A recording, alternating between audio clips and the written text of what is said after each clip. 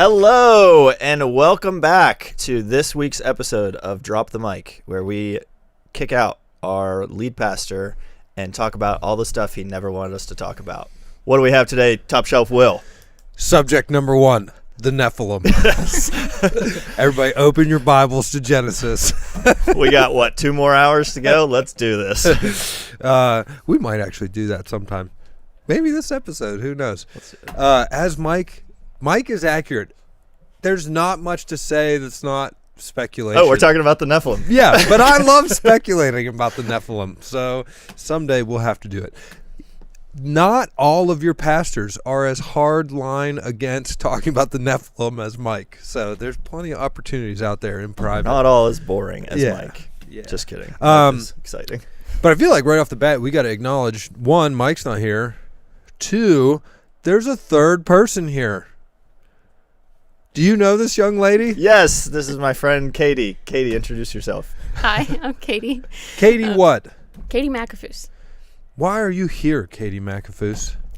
I am here because I am going to talk about my life of living and working in national parks and doing ministry in them. Yeah, I love awesome guests because we just are not that entertaining otherwise. And Katie does a very cool ministry, which we're going to learn all about.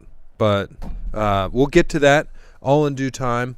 I feel like my brain would not be able to progress if we didn't acknowledge a few big things in the news.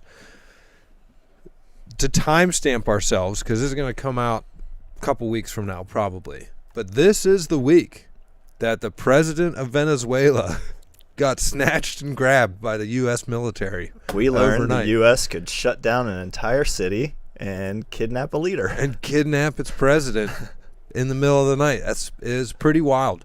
And so I'm sure that Mike is going to have some things to say. Talk about this? Yeah, so I hesitate to talk about it too much because we're just going to re-talk about it when he gets back from his vacation. Mike is on a lovely vacation right now. But I couldn't not acknowledge it. We'll get into the pros and cons with Mike. I still think it's at least awe-inspiring is maybe the wrong word because it like connotes a positive emotion. So I'm trying to remain neutral. Regardless of how you feel about the action, it is at least awesome, the capability. If I can say awesome in a neutral moral framework. Do you get what I'm trying to say? Full of awe. Yes, full of awe, right? Because you can produce awe and not necessarily a good way. Yeah. You try to think of the equivalent, right? It's like somebody in the middle of Washington, D.C. locked down the White House and snatched the president overnight and then got him out of the country. Yeah, you can't compare it to anyone but someone as important as Trump or something. Yeah, it's pretty wild. And guarantee there will be a movie about it. Oh, man. How much time you think it'll take? The day it happened, I was hanging out with some guys from the church, and I know there are strong opinions because I got in a heated argument. Not heated. I had got in an enjoyable discussion with my brother Jim, who I'm sure is going to listen to this, at my house hanging out, and he was adamantly against the action because he didn't think it was wise geopolitically, thought it was unconstitutional, thought it was an un-American move for us to do. I disagreed. I'm in pretty big support of it. Jim, leave a note in the comments because I know you comment on a scale of 1 to 2, 1 to 10, how much you love Palestine. Yeah. Sorry, good. So the other thing I just in the last episode, we did a big, I guess, expose on that viral video going around about the Somalian daycares in Minnesota. And so that's a couple weeks old now in real life that the federal government has now put a freeze on some funding that goes to states for daycares. It's actually still learning how it's going to affect us. It's actually going to affect Harvest Daycare. Oh, wow. Because the funding that those Minnesota daycares were fraudulently applying for. We use as well in a non-fraudulent way. And so the freezing of those funds is actually kind of a pain in the butt for us. And that's exactly what I expected to happen in last podcast. I tried to talk about how they're going to ruin it. They're going to ruin it for everybody who is actually using those things appropriately. And yeah, that's starting to happen now. And so did you see, as a matter of pure coincidence, I'm sure, that Tim Walz this week stepped down from running for... So yeah, and I'm going to speculate. This is...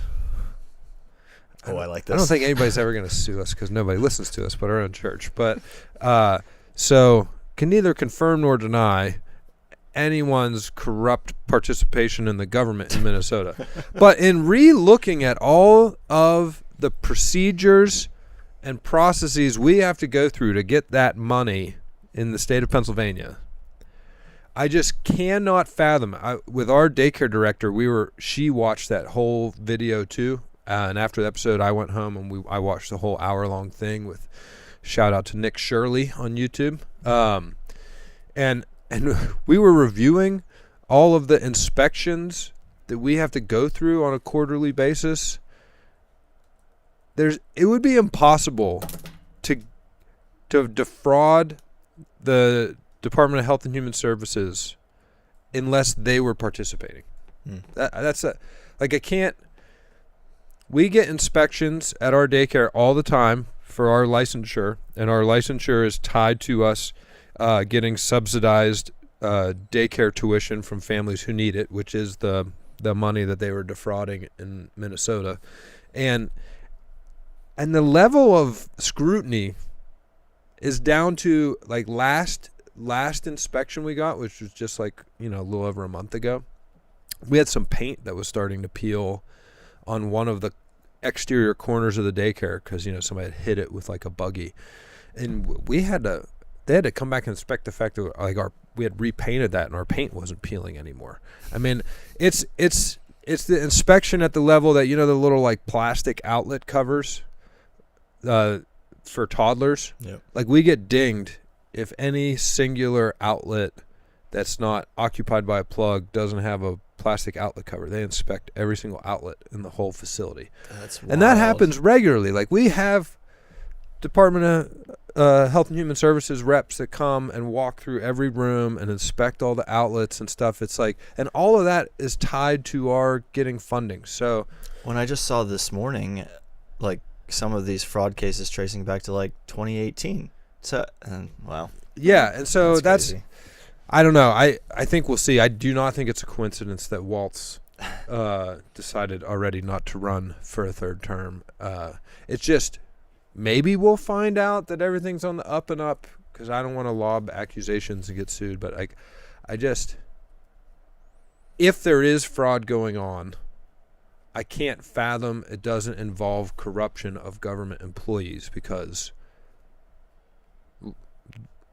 they would have to be involved. Like there would be no way for us to defraud the state of Pennsylvania unless just one day every quarter we were going to have 100 kids in here and pretend to have a daycare. But then you still got to go through all the work, right? It's like, yeah. So anyway, keep an eye out for that. I will say the whole thing has become a royal pain in the butt for even us here, because now funding's at risk for all real daycares. So that's what's going on in the news and in our administrative lives. Katie, what's your opinion on the Somalians or Maduro? I have not seen much about any of it, actually. Not a big news watcher. I'm not either. I get most of my news from Mike Greiner. But I feel like I have to in Mike's shadow. Like, I can't keep up with the stuff that he wants to talk about if you're not up to date on the news. Yeah. Well, and it's a big deal for people, I guess. As much as I don't watch the news, like the U.S. essentially invading another sovereign nation and arresting, a.k.a. kidnapping their president, is like a really big deal. Yeah. I mean, that's like more than a once-in-a-generation occurrence. Well, the last time it happened was 89, was Noriega in Panama. So, yeah. No idea. Yeah, well, so it's like once every 40 years. Anyway. All right. Sorry, Mike. We'll cover this all in much Yeah, more Mike's detail got it. when Mike gets back, It's I'm going to sure. be exciting. So in the meantime, let's learn about Katie. Let's start where we always start.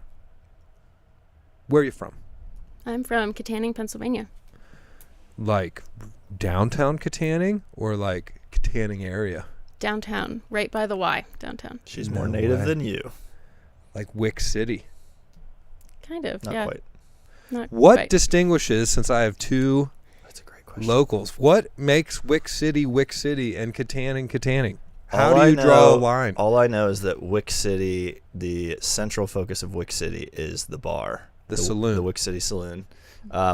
I've always assumed that it starts the like the south side of the area distinction, but I don't know that for sure. And then it's the I would rest agree. of Katanning.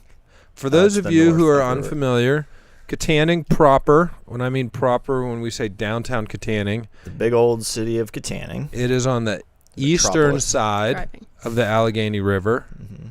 And that's the river is what distinguishes West Katanning from Katanning It's all proper. very riveting. So Katanning proper is down by the river. It's on the east side of the river. And as far as I can tell from the map, it's just one continuous city layout of, rectangular blocks. But for some reason, the northern part of it, they label Wick City. Well, and I think that's an old timer thing, not because it doesn't exist. Wick City is Like Google Maps is a designates borough it of Wick City. Katanning, but there's something, I think it's like Western Pennsylvania culture, honestly, because so many people have their roots here that everyone references something that no longer exists to explain places in Katanning. I can't think of a great example, but the one that comes to my mind is my generation all talks about the old movie theater. Like, if you go here, this is where the old movie theater was. Well, the generation before me, like my parents' generation and older, all reference places in Katanning. Like, there's one within Wick City called, now I can't even remember. It used to have a school in it. And so my dad references that place within Wick City as its own area. And that's a common theme, apparently, in this area. Do you have any examples of that? I can't think of. Like, there's a place called Clay Hole in Katanning proper where my grandmother used to live, and it's just an area in the middle of Katanning. I don't know. Yeah, it's weird. Can you think of anything? I mean, I've heard of those, but I can't Yeah. think of any specifics. It's weird. It's like the 5 boroughs of New York City, except Exactly like that, yes. except it's only like the size of this table. They each have 12 people so in why, them. so why do we need to divide it up so much? As an outsider, it doesn't make sense to me. Okay, so born and bred here. Mhm. Did you grow up in a Christian household? I did grow up in a Christian household. I grew up going to Christian school. I went to Grace, which is in West Katanning, for elementary school. Well, actually, I started here. I went here when there was a preschool here for preschool and kindergarten. Look what we done. Yeah. Then went to Grace, and then graduated from Evangel Heights. And they graduated from Evangel Heights. So we have a few other Evangel Heights grads around here. Evangel Heights no longer operates, right? Yes, So does that mean that Mrs. Harvey was your principal? she was. No kidding. You give us any insights into Mrs. Harvey? No. It is hard to call her she's anything but Mrs. Harvey. She's as lovely as she seems. Yeah, she truly is. I call her Mrs. Harvey still, Yeah, and I I can't never call her had her as anything a else. principal, but my wife did, and that was enough. And she Yeah. gets mad at me. Yeah. Yeah. Don't call me that, Mr. John. I call her Lizzie, and she gets mad at me for that too.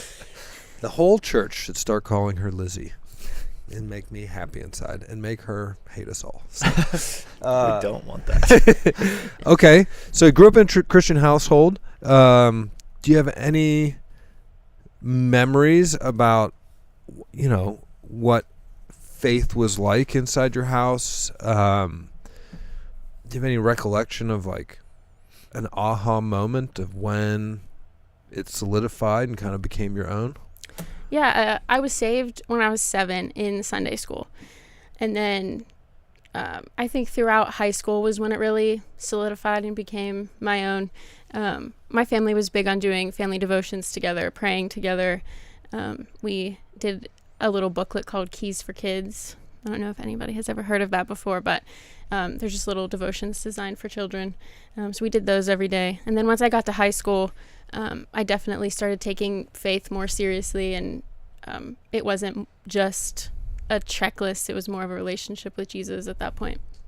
And I also had a really awesome youth pastor named Pastor Matt Owlett, who definitely transformed my faith a lot when I was in high school. I met him through his wife, who was my camp counselor at the camp that I grew up going to. What camp did you grow up going to? Camp Manawagan. I'm unfamiliar. Oh, really? We have a lot of connections do. with Camp Manawagan. A lot of people that went there and still go there. So here. where is Camp Manawagan? Saxton, Pennsylvania, over past Altoona. Saxton, Pennsylvania. It's a Grace Brethren. So what do you do at the camp? Is it like a YMCA style camp? You do horseback riding and zip lining and... Not that fancy, no. It is a stay away camp, so you're there for a week at a time. They go to a lake, they go to a water park, do a lot of chapel services, play a lot of games, eat a lot of good food. And I've never met someone that's gone to Camp Manawagan that didn't absolutely love it, whether it was a student or a volunteer. Or we have several people in the church that volunteer for it every summer. And Really? Yeah. It still Yeah. functions? oh yeah, Oh, yeah. it's growing significantly. Mhm. In fact, they just built a new chapel this year. It's and- almost done, yeah. Yeah. Very cool. Yeah, they have to turn people away for all the weeks at this point, I think. So that's where you met your youth pastor's wife, which then... So is it just coincidence? Was this your youth pastor at Evangel Heights? No, he was the youth pastor at a different church, at Grace Brethren Church. We went there because he was coming there as the youth pastor. Gotcha. So that... Any significant memories from high school? Anything that comes to mind immediately regarding, like... I don't know, passion about ministry or getting more involved in maybe serving or doing ministry? Like, how did all of a sudden... It's rare for high school kids all of a sudden... well, what's the moment like where you decide, I think I want to explore doing some ministry before I launch into my adult life, right? It's an unusual pursuit. Yeah, I think growing up going to Manawagan definitely inspired me to be a counselor at Manawagan, which then turned into being a counselor there for 7 years, and that really... See, we That really almost missed all that. So then you were the camp counselor then at your favorite camp. I was for 7 years. So as camp counselor, I'm not a camp kid, so I'm kind of picking up on all this over the years through context. But I could see you being a military camp counselor, though. so presumably they're all like college age kids. You start in high school, so I started when I was 15, and you can like progressively do more and more weeks the older you get, and then after you graduate high school, you start doing all 5. They have 5 weeks, so it's all 5 weeks. How old do you have to be before they're like, you're too old to be a camp counselor? You should move on. I don't know. I quit before that happened. I think it's a level of creepiness. I don't think it's an age thing. 27. You're like, Most people are done after they're done with college. you should go get a job now. All right. So in your early 20s, so 7 years, so 15 to 22? Yep. Wow. It was a long time. Come on. There's got to be some stories there. Oh, there's lots of good stories. You can withhold names. You can anonymize them. There are lots What of are some of your good fun Manawagan memories? stories. So it's co-ed. It's Mhm. boys and girls, but they're probably in different cabins. They are in different cabins. Yeah, there was always a rivalry going on between Boys Hill and Girls Hill. People would be pranking each other and trying to... Who were better prankers? Definitely the boys. I gotta give it to them. I'd say generally boys are better at pranking. Girls are better at being vicious and ending the pranks. Would At agree. least from experience. Would agree. Like, you took it too far, it's no fun anymore. Yeah. Yeah. Suddenly there's people bleeding and missing their things, and there's been vandalism. Our cabin's on fire. Yeah. The girls win. Yeah. Well, anybody who's been married knows that. So, okay. So tell us some stories. No pressure. Okay, I hadn't thought about camp stories, so this is coming from the depths here. But there was 1 week where I think we're going to talk about bears later. There's a picture up there, but That's Katie's picture that she took with her own abilities and cameras. Carry on. Thank you. There She's was a professional photographer. I'm not. there was one year where there was a family of bears living at camp, and the one showed up on Girls Hill. Ironically, the counselors kind of all like would hang out in the dining hall at some nights, and we looked out the window and there was a bear headed up the hill for Girls Hill, and there were still like some of the cabins were out using the bathroom, and so we had to like, some of the boys came up and like scared the bear away, and we had to go up and like corral all the girls in the bathroom. And they were little, they were probably like 8, so we had to like just make up a story about why we were shoving them all in the bathroom when there was a bear walking directly towards them. That was a fun night. Yeah, that is about the size of human that I'd definitely be scared of a black bear. Like, depending on the size of black bear, probably not going to mess with a full-size Isaac, depending on the bear. There's always exceptions, but you don't hear of a lot of black bear attacks. But 8-year-old, that's probably right in the size category. The bear would be like, what are you? A little snack. Yeah. I was trying to avoid the word snack. That's fun. That reminds me of 9/11. I was in 3rd grade, and they told us there were bees outside, so we couldn't have recess that day. Really? So, yeah. Well, you were little. Yeah. I was in 7th grade. Yeah, they didn't want to tell They us. turned the TVs on. The We're like, terror. look at what's happening. Yeah, they did that for my brother, too, in high school, or middle school. So, okay, what else? So you had a black bear encounter with some kids that you had to protect them from. What's the best prank that you can remember? Oh boy. I got one while you're thinking. Yeah, go ahead. At Manawagan as a Did student, you go to not Manawagan? a counselor. Yeah, one or 2 years, I can't remember, when I was in high school, because a lot of my friends from the youth group here went there. We had 2 boys in our cabin that were seniors, and they're like your typical jocks. Like, they were nice guys, but they were annoying to the rest of us who couldn't get girls. And It was an envy thing. yes. They weren't mean. They were actually nice. pretty cool. They spent the entire week we were there memorizing every single name of every single student there. That's what they spent all their time doing, which was pretty impressive. They did it too. But we wanted to mess with them, so we would either fill their sleeping bag with stuff like shaving cream or something, or take something crucial like their left shoe and chuck it in the woods. So that stuff like that happened a lot. Yeah. Boy, I would call that not a prank. We eventually would give it back anonymously because we were afraid of I them. would just be mad. I would just be mad. Did that give you enough time to think about one? It did, yeah. I think the longest standing prank, which was highly debated with our director. Sorry, Connie, if you listen to this. But it was a long-standing thing with the counselors. The boy counselors would tell their younger kids a story about the squirrel boy, who was a boy who turned into a partial squirrel and would come and, to the cabins and whatever. It's like Wolfman. Yeah, to keep them in the cabins at night. And one night, a bunch of the guy counselors, while they knew that cabin was telling their boys that story, and they came and they started beating on the windows with sticks and like throwing nuts at the cabin to convince the boys that Squirrel Boy was real. That one, they got in trouble for that one. Really? But yeah. Seems practical to me. They just keeps the Yeah. little Makes kids sense. inside. I mean, they're going to have nightmares, but... Well, Girls Hill was the man bear pig. So it was a man who got bit first by a bear and South half Park of him character. turned into a bear and half of him turned into a pig. Unfortunate And, guy. Yeah. And he lived on Girls Hill, and he was who kept the girls in the cabins. So. It's interesting. We went snipe hunting as well. Do you guys do snipe hunting? We did not. Are you familiar with snipe hunting, Will? Yeah. I am. You're a hunter, so it's natural. Well, yeah, and I was a watcher of the classic 80s TV show Cheers, and they use snipe hunting in that too. We had a couple of kids catch a snipe, but then it got away. No joke. That was the report. So, thinking of pranks, totally unrelated to camp, but my dad participated in a engineering school prank this is going to be nerdy. where to this day they don't know how they did it, but they assembled an entire functioning vehicle on the roof of the engineering building with no way to get it off, and they couldn't figure out how they got it all up there overnight. They got a working vehicle on top of the roof of the building, That and is they don't know how they crazy. pulled it off. because they didn't bring a crane in. They brought a crane in to remove it, but they had a car hanging over the ledge of the building overnight.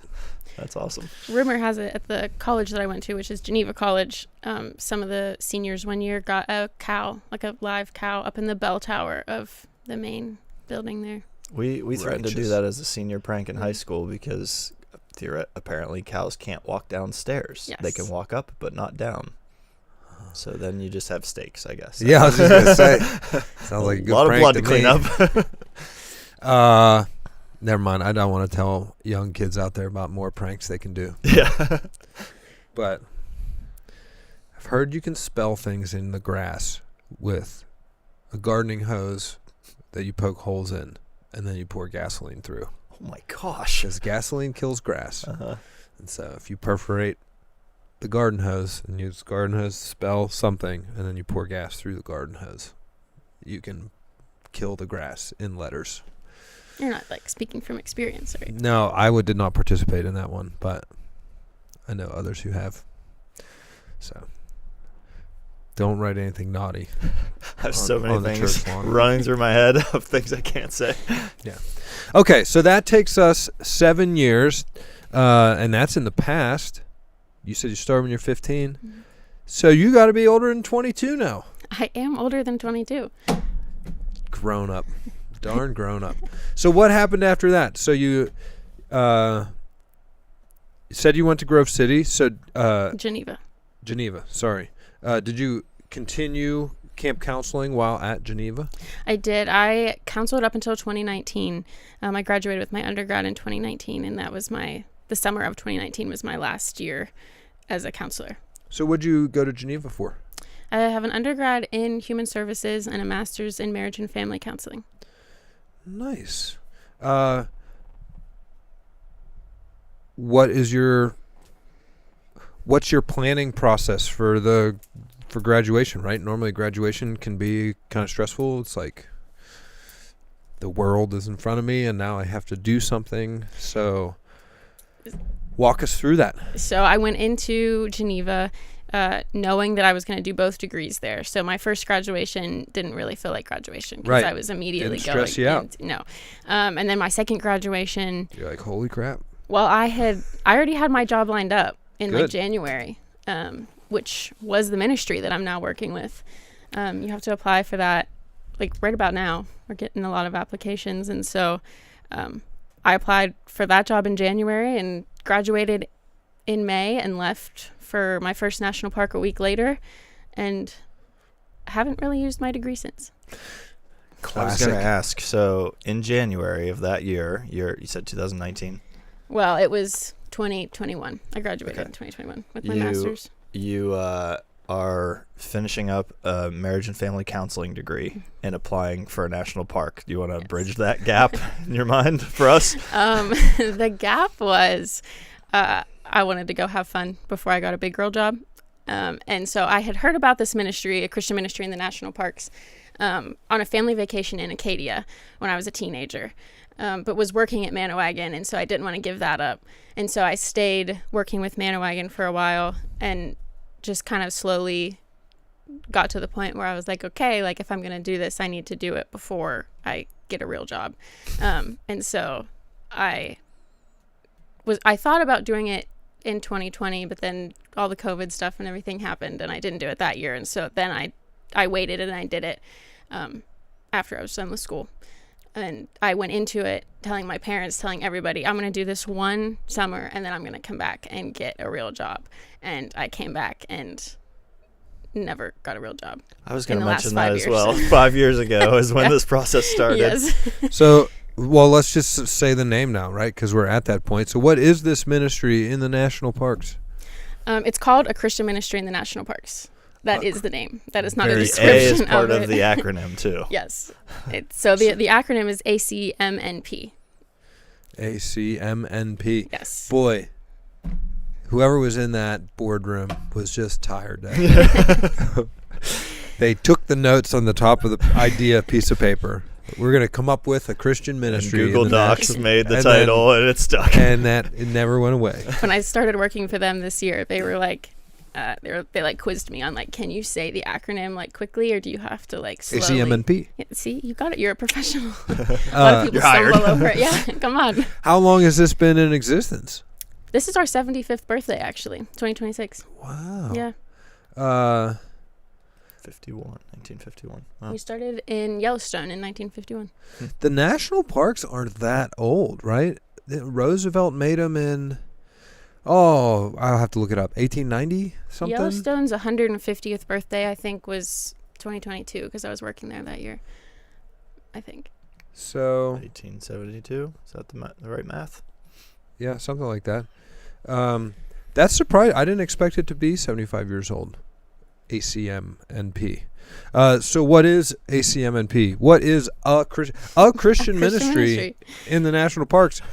Is vague enough that they could really change their tactics every year and still fit their name. They could. They've stayed pretty consistent, though.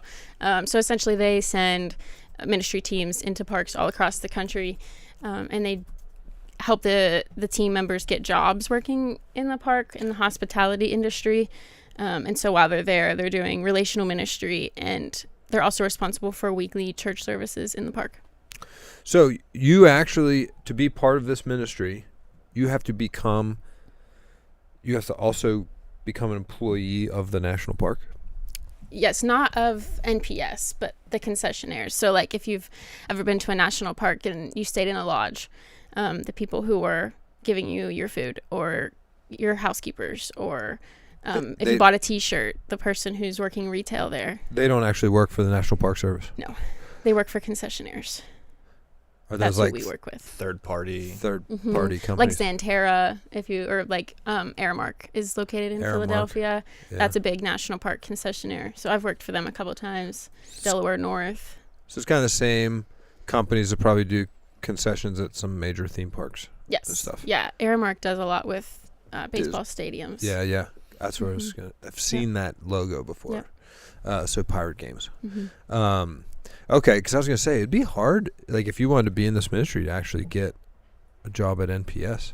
Yeah, so it's very hard to get in there. So National Park Service, that's just rangers. Yes. Like, if you want to be a park ranger. Yes.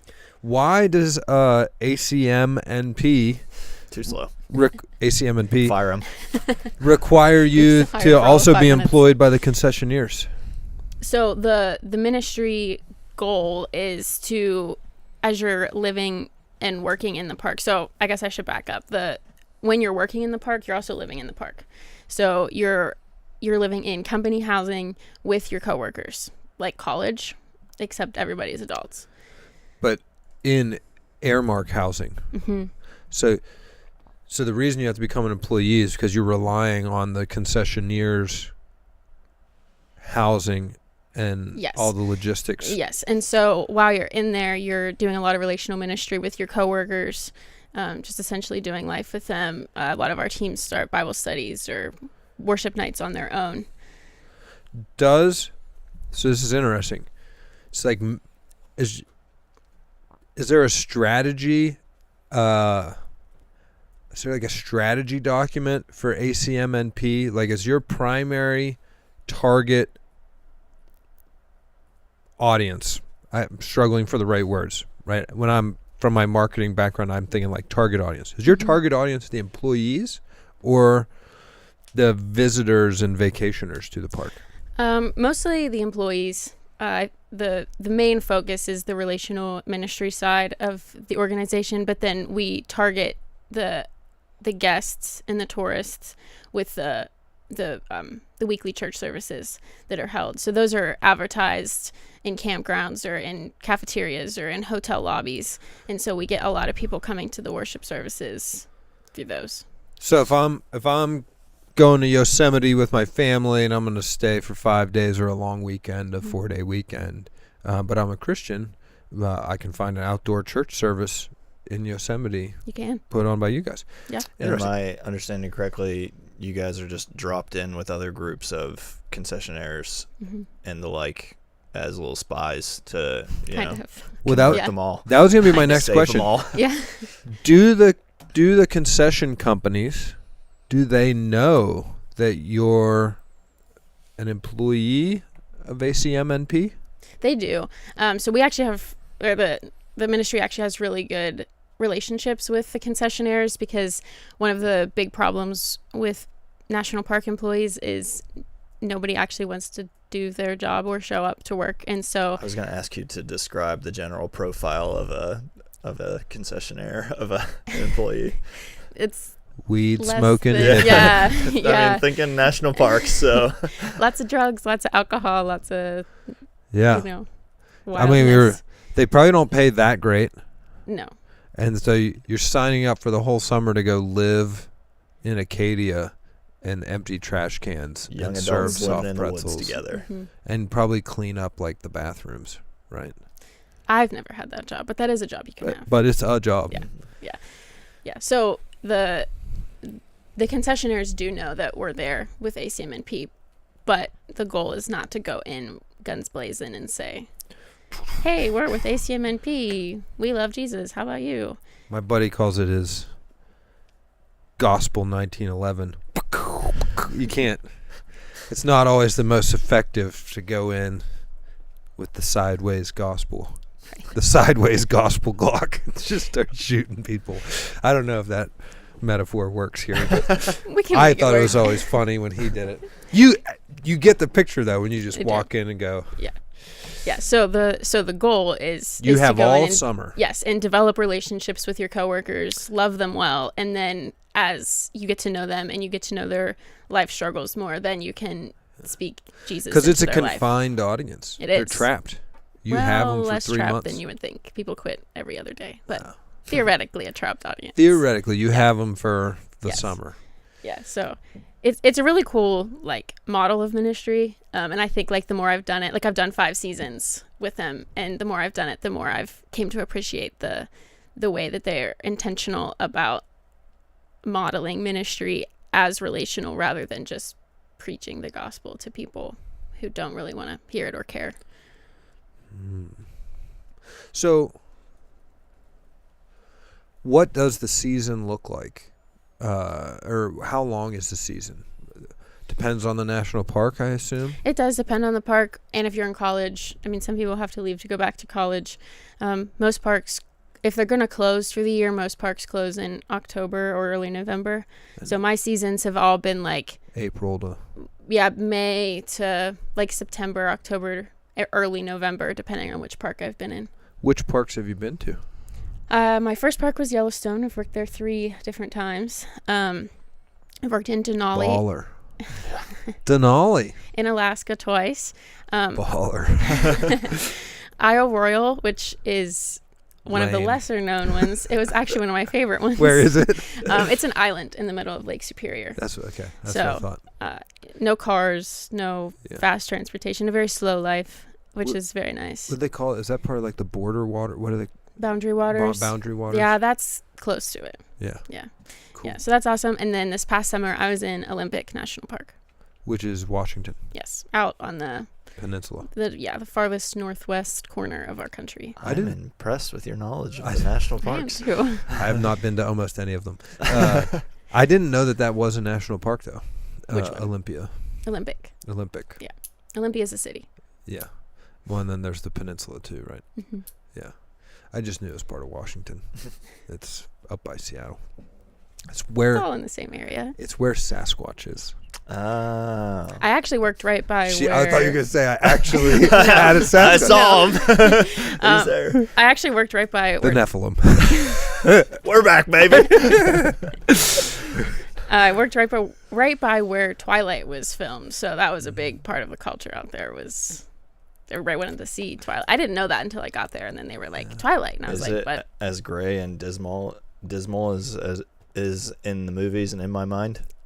most of the time, yes, it is. The sun is out in the summer, but as soon as fall hit, it was like How does that compare to Western Pennsylvania? pretty similar. Oh, really? Yeah. Yeah, there is a lot more fog there just because you've got the ocean. I was living on the ocean, so you've got a lot of fog banks rolling in from that, but cloudy all the time, just like here in the winter. So, as I'm sitting here listening to this ministry, you said you were really attracted to how they focus on the relational aspect of evangelism.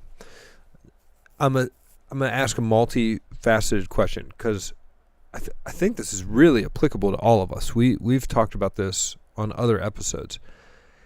How do you get over the hurdle that a lot of Christians have of the discomfort of talking to non-Christians in your life about Jesus?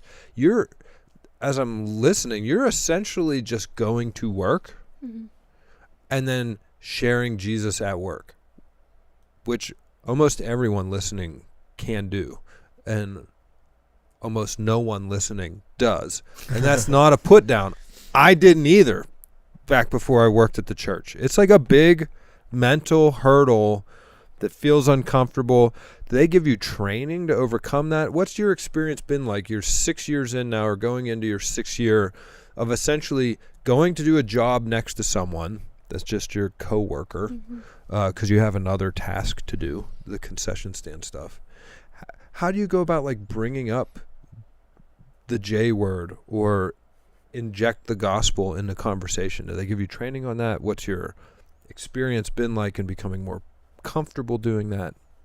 I think to start, they do give us training.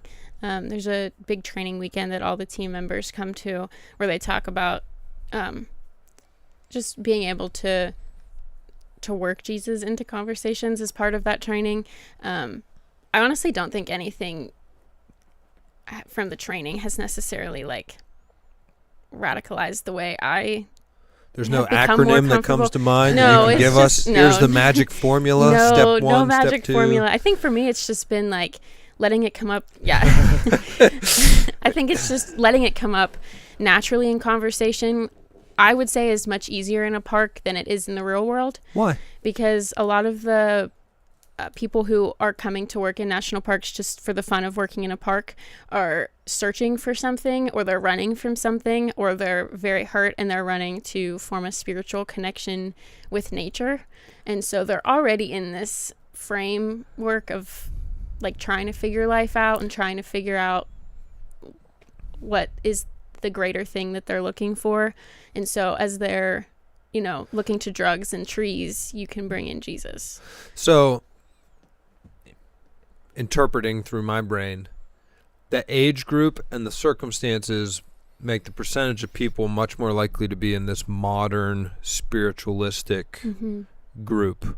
I don't know why I wanted to say woo-woo, but but you guys know what I'm talking about, right? The pump is primed for looking for something greater than just this. Yes. Right. Which is has become the whole target reason of being in national parks, is being able to speak into the lives of these people who are desperately searching for something as they are running from whatever is happening back at home. I think we neglect to remember that, like, kind of what you just said, like, people have the need for satisfaction in their hearts that they can't satisfy. We just as Christians tend to forget that we have the hope and we have the answers. And I mean, knowing your story well enough, I think it seems to me, and I'm guessing you would say the same thing, part of what makes you good at sharing the gospel is being incredibly dependent on the grace of our Lord Jesus. Because when you're in situations, especially high pressure ones, which sounds like your job tends to be, surprisingly, when you break down, when you're most stressed, when you're most at your wit's end, what you really need and what you really depend on comes out. And so I was actually wondering, if someone snuck under the radar of this ministry and was like, yeah, I'm a Christian, I'm committed to this, and didn't actually want to be in ministry, didn't actually want, like, this was just their easy way to get to, I don't know, sell t-shirts. Yeah. Could they do that within the ministry? Are there checks? Is there, like, what's that look like? Yeah, we have an interview process, and we have to get references from some form of a Christian leadership, hopefully a pastor, which we know can be faked, but we do interviews, and then the training weekend is often where you see true colors come out, because that's the first time we see them in person. Okay. And so the training conference is kind of Do you have we to start do? to get our eyes on certain people. Yeah. Do you have to do like role playing or anything at the training conference? The only thing we practice at the training conferences are leading worship services. And I also think that is a good indicator of what Good you were tell, asking of, like, are you able to synthesize the gospel? Are you able to speak about it? Are you able to comfortably discuss the Bible? That's easy to see most of the time, unless somebody's just using a bunch of head knowledge and doesn't have a relationship with Jesus. Were you already comfortable talking to strangers about Jesus before you started this ministry? I think working at camp kind of desensitized me to sharing the gospel and talking about hard things in life. Just because, I mean, I know they were all there to be at a Christian camp, but you'd be shocked at the number of kids that came that weren't Christians. And so I would not be. So I think that, like, I've led more people to Jesus as a camp counselor way more than I have as working in this ministry, but it's more about being one seed along the way, or watering a seed, or pruning a plant along the way, instead of always being the one to get them to the point of salvation. The harvester. Mm-hmm.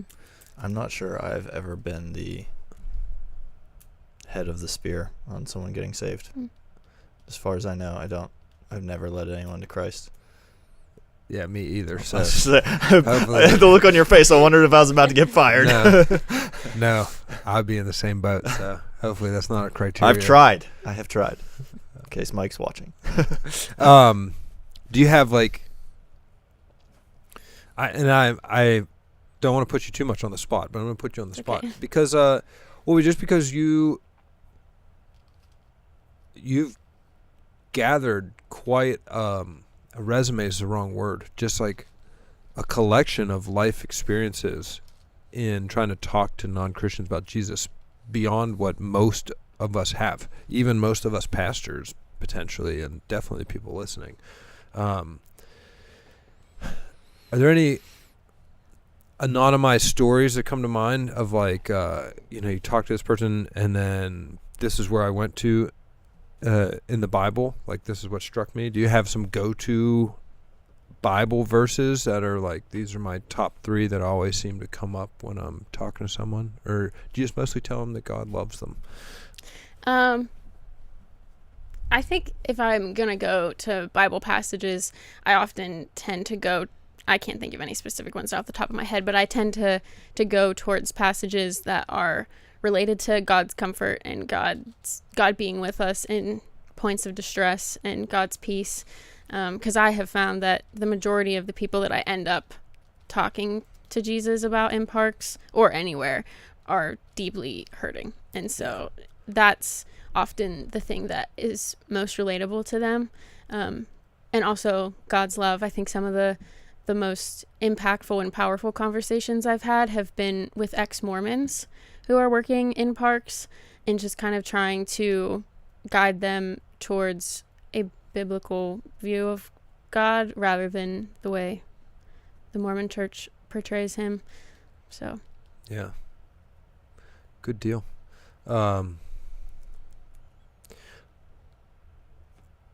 What should I have asked you about that I haven't asked you about yet?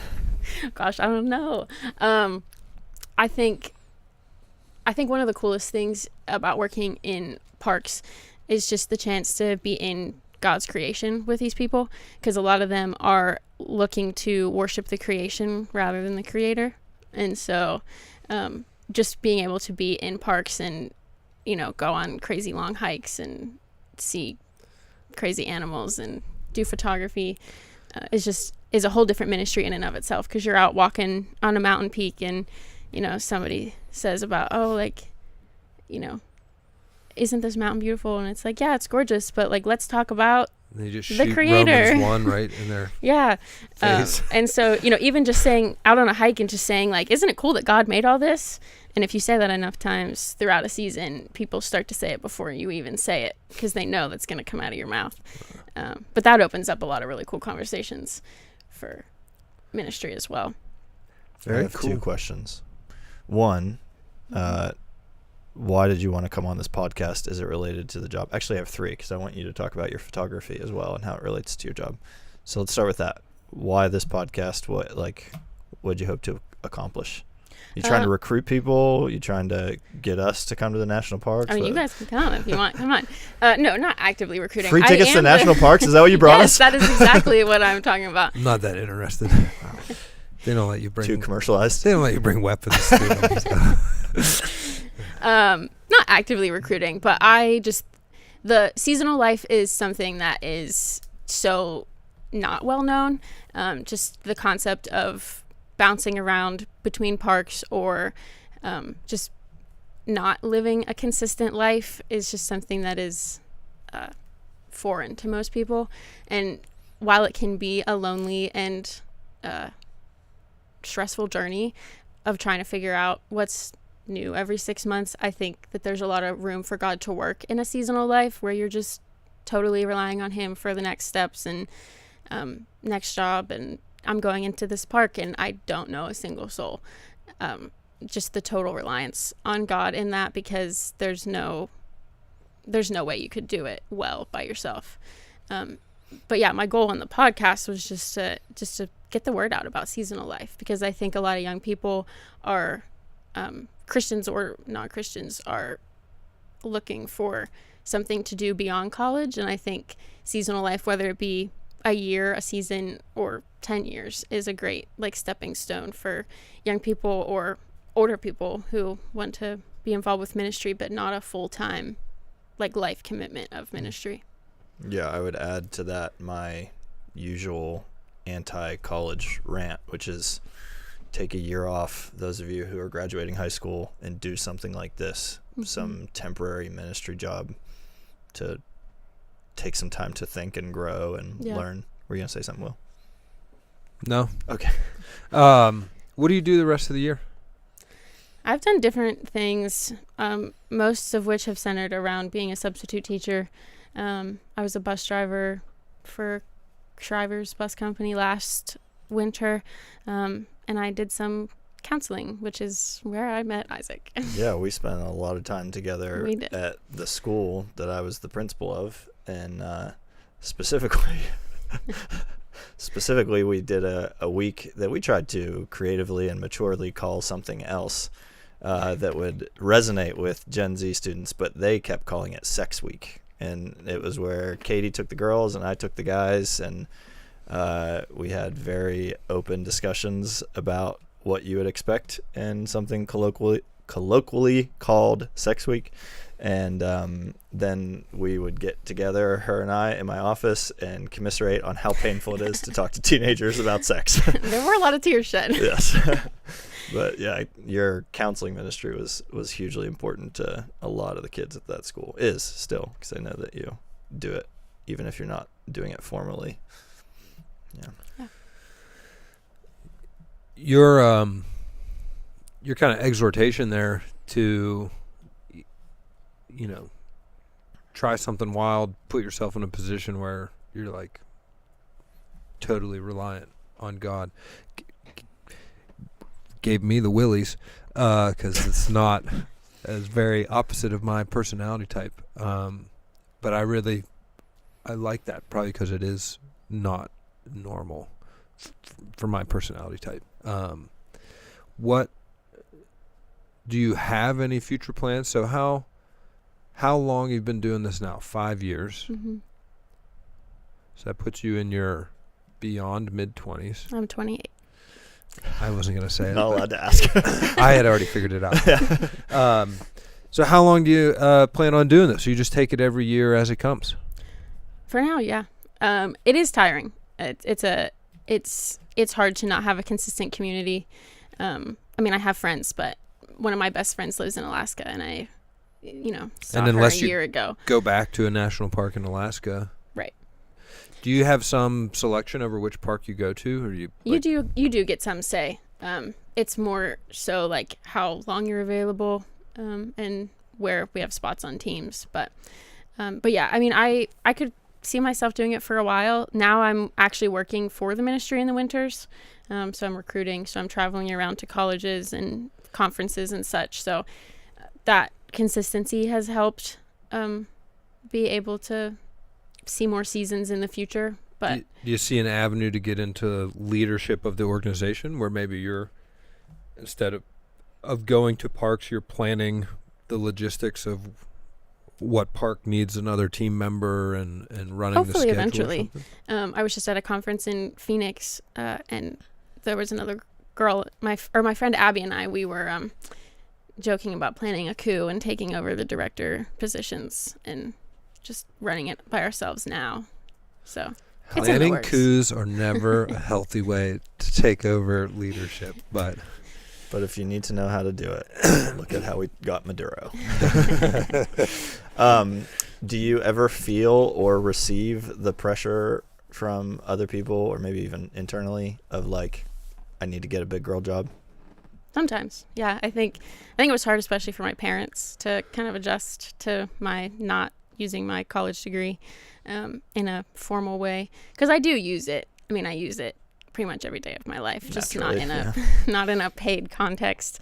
But yeah, I mean, I think that goes back to, you know, what I was saying to him about it is a tiring thing, and sometimes I just really want consistency in a solid community and people that I can see every week and go to church with every week. And so I think that is the only thing right now that would make me want to get a big girl job, because I truly love like getting to live and work in parks, and like it was an adjustment even for me to get into that mindset of being able to be seasonal and make it a long-term thing. Even though like I wanted to do it, it was also hard because it meant giving up other things that I had thought were going to be my future. And so, I mean, I thought like I was going to be married and have kids by the time I was 25, and here I am 28, and that is not even a thought in my brain. And so kind of giving up what I thought my life was going to look like for this other really awesome life, but it's just different. And so it was hard to kind of switch mindsets in that. So if I go back to wanting that mindset, if I go back to wanting that lifestyle, probably going to have to give up seasonal work eventually. Well, and since you went there, we don't often get the perspective of a 28-year-old lady towards singleness. You want to address singleness in the church?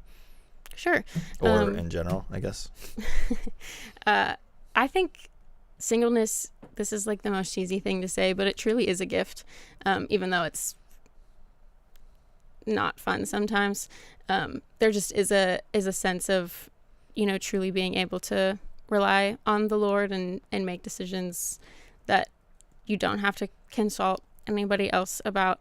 And also just like I think like God obviously can use married people just as much as he can single people, but I think in ministry, I think sometimes, especially seasonal ministry, when you're going to a park with no commitment to another person, you're able to like solely pour into those people around you rather than like trying to focus on someone else.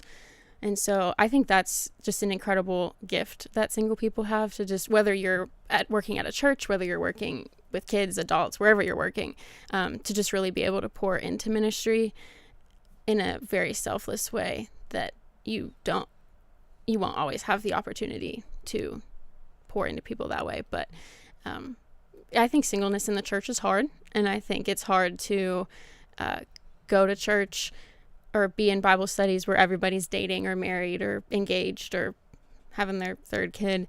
And so I think this ministry specifically is a really awesome way for single people to be involved in the church, because while it's not a building, it's most definitely a part of God's church, and it's just an incredible way to partner alongside the church in a leadership role, where you are able to be preaching the gospel and ministering to people, but also hopping around and doing different things and living a quote unquote more exciting life than just a white picket fence life. Mm-hmm. Cool. And the Apostle Paul seems to be a pretty big advocate of singleness in 1 Corinthians. we should not be neglecting the value of that ministry. So one of my other questions was, I'm assuming that seasonal life, camp life, all that stuff is not always sunshine and rainbows. That sometimes, maybe every once in a while, it can be occasionally hard. When you find yourself in those moments, what's like, how do you survive those? How do you get out of those? How do you deal with being in full-time ministry and also maybe not necessarily feeling like you want to be in ministry or whatever that thing is? Well, the first thing that comes to mind is like I said, just a total reliance on God for that, because like I've had really hard seasons and I've had really good seasons, and the really hard seasons, like I would say I've personally grown even more than I have in the good seasons with the good teams. And the hard seasons are one where you just really have to remind yourself of, I'm here for the glory of God. I'm not here to make a name for myself. I'm not here to do whatever I think I was called to this season for. Just like even this last season, I really wanted community. That was like what I really wanted out of this season, and I did not get that at all. And so it was just a really hard transition for me in being able to still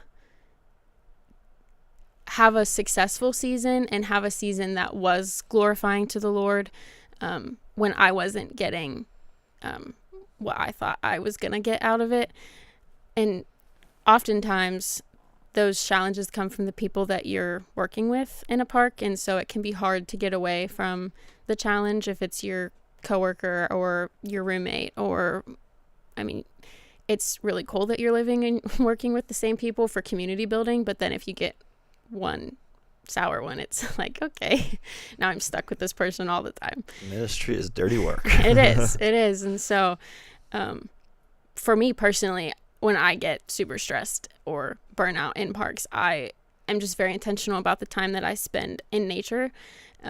There's not many jobs that you'll have in your life where you walk outside and the ocean is your front yard, or there's a sign on your door saying there was a grizzly bear right here 3 hours ago, so watch where you're going, or have, stunning mountains or Old Faithful a 5-minute walk away in Yellowstone. And so for me, it's just a matter of like taking time away from the hubbub of life in parks, because life's very slow in parks, but there's also always something going on.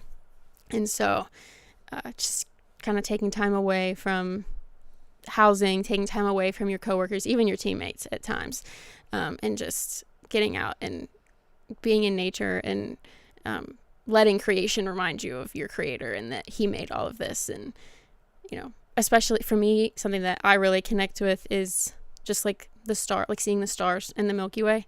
Anytime I'm out under the stars in a park, I'm just like humbled and reminded that like God made all of this and he's holding this all together. So my anxiety or whatever it might be is nothing to him. Like he's made all of this. And so, yeah, just kind of taking a moment to go and read scripture or journal or write poetry or whatever it may be away is a big avenue for me to cope with the stress of parks. It's fun, but it is very stressful. So is that how you became a professional photographer? Sure, yeah. I've always loved photography. My parents joke that they take the credit for my photography addiction. They got me this little like red and yellow like kids camera when I was a child, and so now they say that that's why I'm a photographer now, which I'll give them the credit. But yeah, so I've always loved photography, and then when I started working in parks, I just kind of saw an opportunity to spread God's awesome creation with photography. So my first season in Yellowstone, I took like a small camera that didn't have any zoom on the lens or anything, And I had a friend who had camera equipment similar to mine now, and he let me borrow his equipment, and so I would go out and take like actual real pictures, and kind of got extra hooked on it from that, and came back and bought my own stuff before going to Denali the next year, and haven't stopped since. Tell us some of your favorite shots that you've gotten. One of my favorite shots actually was right outside the cafeteria, in the employee cafeteria in Denali. We had a mama moose and her babies that were just kind of living. No, it's not a mama. Never mind. No, that's a dad. Here. Here's one of Katie's photos. That is a moose in Denali National Park. Not a mama. Not a mom, or though. A baby. But we had a mom with 2 calves in housing that we had to like watch for when you came out your door. It was like, okay, where is she? Looking left and right, checking left and right again to make sure she wasn't going to come flying around the corner at you. And she kind of like walked like right past our cafeteria. And so I had my camera naturally, because I take it with me everywhere when I'm in parks. And I ran outside, and the calves were nursing right outside the cafeteria. And so I have this picture of the 2 calves nursing, and mom's just like looking right at me, and in my mind I'm like, I'm gonna get this picture, and she might come kill me in the process. But I will get the picture. She didn't charge me though, which was nice. I have been charged twice by moose, but you know. It's a very casual way to throw that in. Once was in Denali, and once was in Grand Teton National Park, actually. Yeah, I got charged by a cow and a female moose in Denali. I was just trying to go to lunch from work, and I was walking up the employee pathway, and she came flying around the corner at me. And fun fact about moose, they have really, really, really bad eyesight, and so I tucked myself into a bush beside the path, and she stopped and looked like, where'd she go? I lost her. And I just waited until she left, but my heart was pounding, and I was like, this might be how I die. That's wild. But yeah, so that was one of my favorites. I took one in Cape Flattery on the Olympic Peninsula this past year. That was probably one of my favorites. It was of a like a staircase in the woods, and it was very green and foggy and very Olympic-y. And I really liked that one. Nothing crazy about it, but I just really like it. And then I've taken some really awesome Northern Lights pictures that are probably up there, and some of my favorites, which the Northern Lights just all by themselves are literally otherworldly and are just an incredible reminder of God's glory. I mean, I have yet to stand under the Northern Lights and not have goosebumps, like thinking about just like how cool it is that God gave us lights that dance in the sky for no reason, just because they're pretty. And so yeah, I mean, I love being up in Alaska, and we saw them on Isle Royale, but every time that I've seen the Northern Lights, it's just pure magic. And yeah, there was one night in Alaska where I was standing out on a deck of a house that I was house sitting, and it was like the craziest Northern Lights I've ever seen in my life. And there was one of the neighbors to this house had their own kennel of sled dogs, and the sled dogs started howling at the Northern Lights. Oh, that's and it cool. was like the most Alaska experience I could have ever possibly imagined. But just like in that moment, like I'm just standing there, like taking pictures. My camera was taking a time lapse of the Northern Lights, and I'm just standing and there. An Eskimo and I'm like, walks by. Yeah, I'm just like, this is my life. Like, this is crazy. So yeah, it's just, I take so many pictures in parks. It's hard to pinpoint an exact one, but I'm a huge stickler for kids' books because I read thousands of them to my 3-year-old, and one of the better ones that we got into this Christmas was the story of a polar bear family, and the mama polar bear taking her daughter polar bear on an adventure to explain to her who God is and what he's like. And one of the things that she takes her daughter polar bear to see is the Northern Lights, and describes like God's artistry. And yeah, I think you also have one of my favorite pictures here. The fox. The fox Is one of my favorite pictures. of Now that mine I'm as thinking about well. it. This one made it into a frame that sits on my desk. They were there were 3 baby foxes that were living right outside my dorm in Iowa Royal, which was super cool. I got to watch them grow up and just literally walk out your front door, and there's these 3 little fur balls rolling around with their, little. And they play a lot. They do play a lot. I've only ever come up on one. It was, what do you call them, litters? One litter of baby fox in my life, but it was 2 foxes, and it's just like cartoons. They roll around, tackle each other, and One of my favorite photos of yours is the one where the 2 foxes are touching noses. Oh yeah, I won an award for that one. I forgot about that one. She casually mentions it was her mom. I mean, her mom. the little red and yellow camera. Thanks, Mom. Thanks, Mom. Well, very cool. What else are we missing? What else are we missing? I don't know. I have a list of things here that I was going to talk about, but By all means. let me see. Did we Let me check see them what all off? we've Because we're addressed. about to move on. Oh, I kind of mentioned it, but life slowing down in parks is something that I didn't anticipate happening. Like, if you hear about people talk about like island time with like naps in the afternoon and stuff, not that people are napping that much in parks, but life just really does slow down in parks, and I think that is something that has been very impactful for me in life. Has just been every time I'm in a park, you're removed from constant phone service. You're removed from the connection to the world. And so every time I'm in a park, it's awesome to be able to connect with the Lord and others in much more intentional ways when there isn't distractions and just the world constantly bombarding you.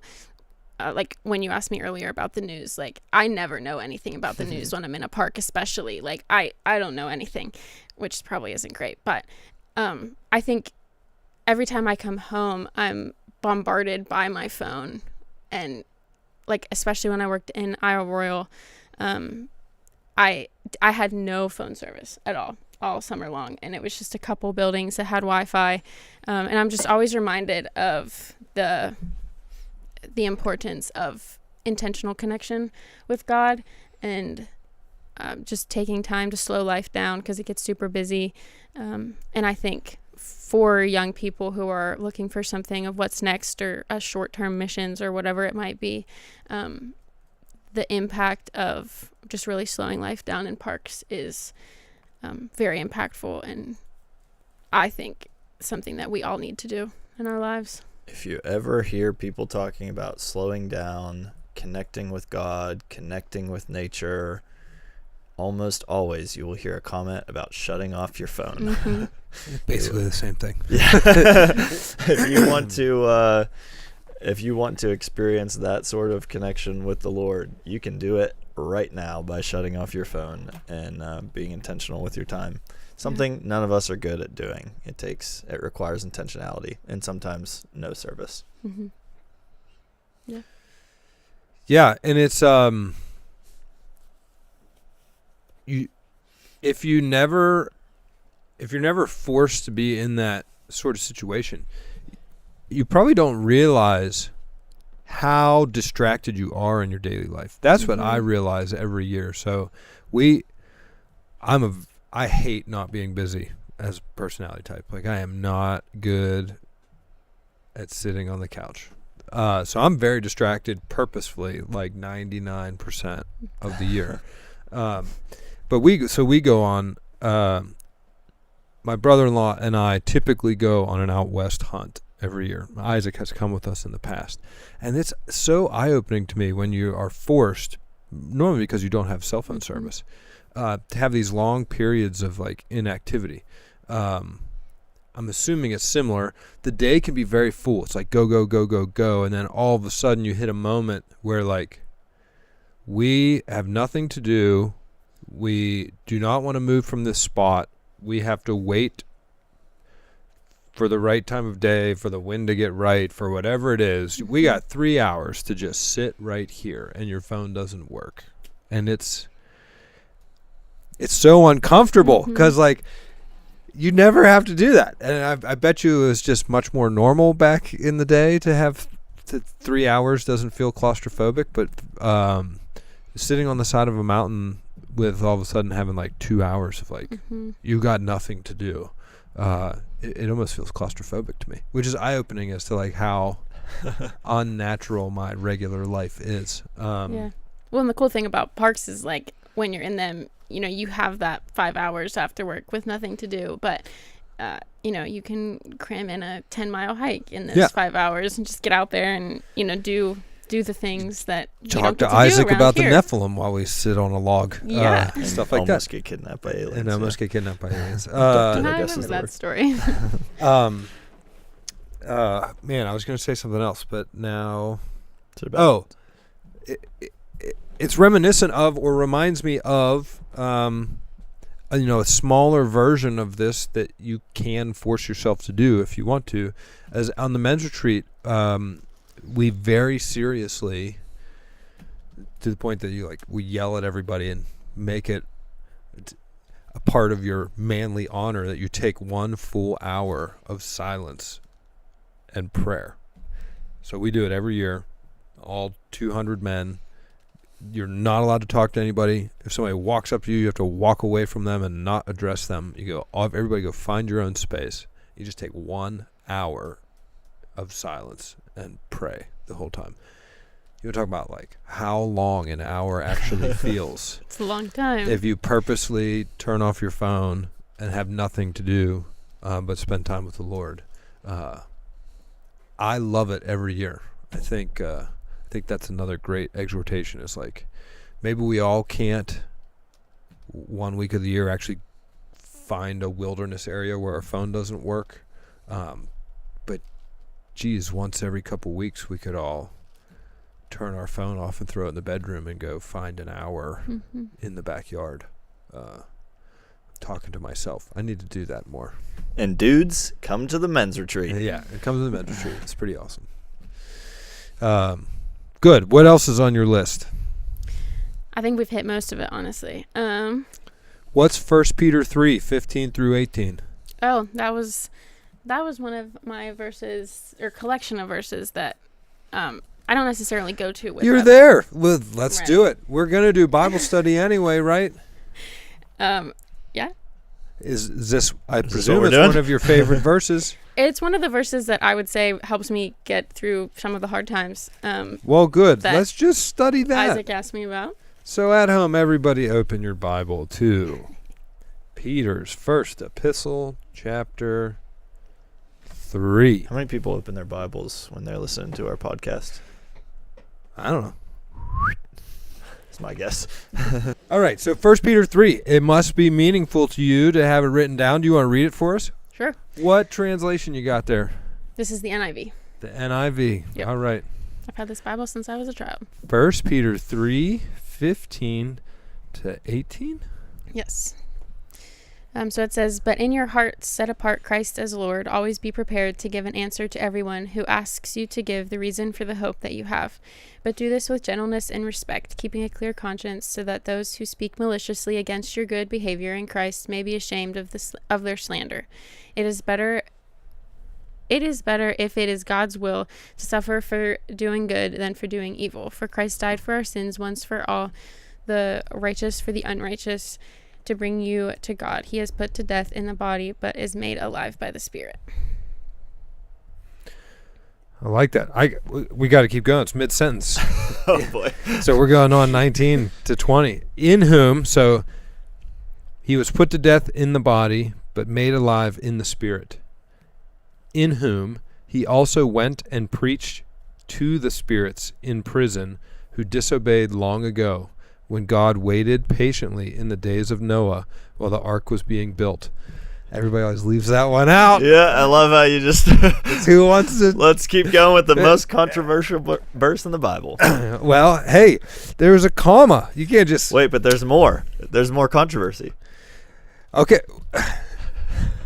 All right, we're doing it all. We're doing it all. And then we got to go back to and break it down verse by verse, because now I've interrupted the reading. So why don't we start over? Why don't we read continuously from 14 to the end of the chapter. How about that? Is that better? Sure, boss. All right. We're doing it from 14 through 22 for those at home. All right. I'm sorry, Miss McAfoose. It's okay. Let's try it again. Do you want me to read it? Sure. Okay. You have such a lovely voice. All right. I sound like a schmuck. But even if you should suffer for what is right, you are blessed. Do not fear what they fear. Do not be frightened. But in your heart, set apart Christ as Lord. Always be prepared to give an answer to everyone who asks you to give the reason for the hope that you have. But do this with gentleness and respect, keeping a clear conscience, so that those who speak maliciously against your good behavior in Christ may be ashamed of their slander. It is better, if it is God's will, to suffer for doing good than for doing evil. For Christ died for sins once for all, the righteous for the unrighteous, to bring you to God. He was put to death in the body, but made alive by the Spirit, through whom also he went and preached to the spirits in prison, who disobeyed long ago, when God waited patiently in the days of Noah while the ark was being built. In it, only a few people, 8 in all, were saved through water. And this water symbolizes baptism that now saves you also. Not the removal of dirt from the body, but the pledge of a good conscience toward God. It saves you by the resurrection of Jesus Christ, who has gone into heaven and is at God's right hand, with angels, authorities, and powers in submission to him. All right. I love this. So I think we always should start with just a little bit of context, right?